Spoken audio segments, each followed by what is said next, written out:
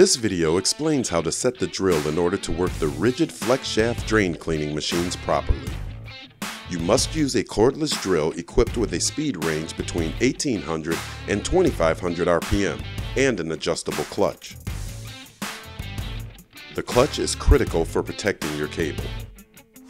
Set the drill to the highest speed, typically 2 or 3. Take the chain knocker off the clip.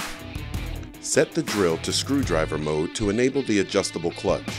Your clutch becomes disengaged in hammer and drill modes, and you should always be set in screwdriver mode when operating RIDGID FlexShaft machines. Start with a relatively low clutch setting, around 25%.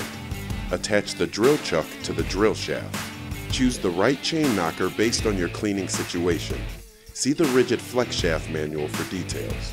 Insert the cable into the drain per the instructions in the RIDGID FlexShaft manual.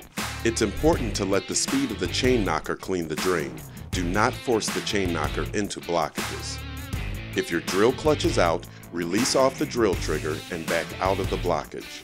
Dial up the clutch to a slightly higher clutch setting. Start your drill again to get the chain knocker spinning before entering the blockage. Then slowly advance the cable back into the blockage. If the drill continues to clutch out, increase the clutch setting, but do not exceed 75% of the total clutch adjustment range, as this will increase the risk of cable damage in the drum of the drain cleaner. Now start your drill again to get the chain knocker spinning, then slowly advance the cable back into the blockage. You now understand how to set up and operate your drill to optimize the effectiveness of the RIDGID FlexShaft drain cleaning machines. To learn more about the RIDGID FlexShaft drain cleaning system, visit RIDGID.com or contact your authorized RIDGID dealer.